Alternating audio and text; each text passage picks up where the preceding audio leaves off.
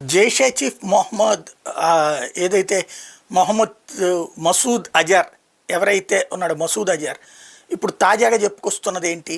పాల్గాం ఉగ్రదాడికి ప్రతీకారంగా Bharat operation సింధూర్లో తన కుటుంబ సభ్యులు 10 మంది 4 అనుచరులు మృతి చెందారని వాడే ప్రకటించాడు.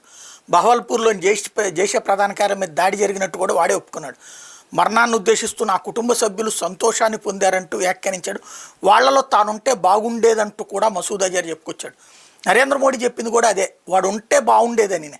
కాకపోతే వాడు లేకపోవడం అన్నటువంటి ఫీల్ అవుతున్నట్టున్నాడు. ఖచ్చితంగా ఉండేలా చేద్దాం. అట్ ద సేమ్ టైం ముందే చెప్పాడు నరేంద్ర మోడీ ఏం జరుగుతుంది అన్నటువంటిది. ఏం చెప్పాడు? మూలాన్నే దెబ్బ కొడతానని, ఎదుటి వాళ్ళ మొగుళ్ళని చంపి, మగవాళ్ళని చంపి, లేకపోతే పిల్లల్ని చంపి అరాచకాలు చేస్తున్నప్పుడు చివరికి నీ కుటుంబానికి ఏం జరిగింది? నువ్వు ఇంకో 10 మంది తీవ్రవాదులను తయారు చేయొచ్చు, ఇంకో 100 మంది ఉగ్రవాదులను తయారు చేయొచ్చు.